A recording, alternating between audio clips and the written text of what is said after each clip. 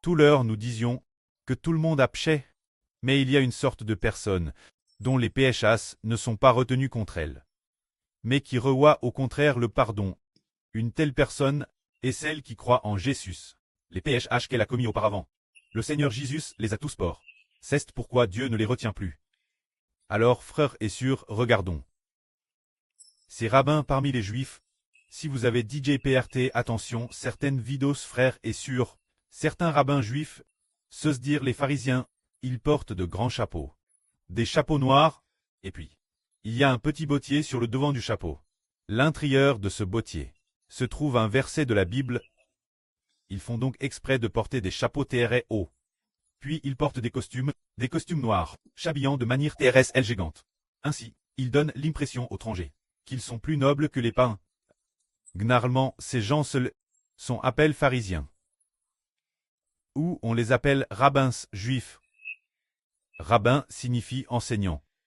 Quand ces personnes, Hébreu dit qu'ils seront coups du salut. Parce qu'en tant qu'enseignants des Juifs, en tant qu'enseignants, ils enseignent aux autres. Ils enseignent aux autres ne pas voler, mais ils vont eux-mêmes dans les temples des idoles, pour voler de l'or, pour prendre les idoles pour des trésors. Ils enseignent aux autres ne pas commettre d'adultère, mais ils commettent eux-mêmes l'adultère. Ce sont ces rabbins-là, ils enseignent aux autres, mais ils péchent eux-mêmes. Pourquoi cela? Ne savent-ils pas qu'en enseignant aux autres, on doit aussi s'enseigner soi-même? Ils savent manifestement qu'ils ont péché. Mais pourquoi péchent-ils?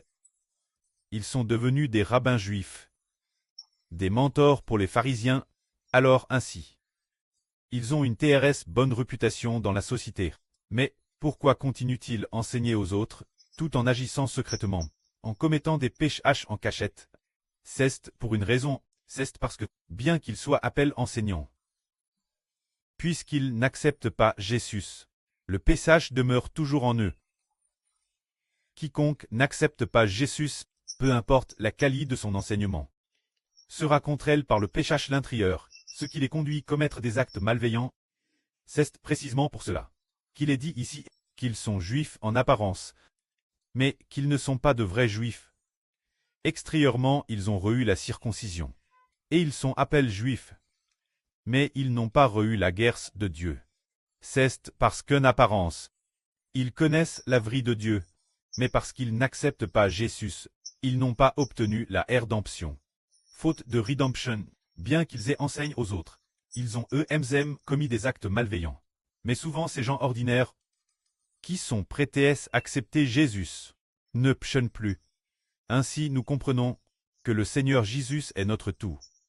Tout ce que nous avons est victorieux grâce au Seigneur Jésus. Tout ce que nous avons vient de notre volonté d'accepter Jésus, de vouloir appartenir son nom. Ayant foi en son nom, notre vie devient stable.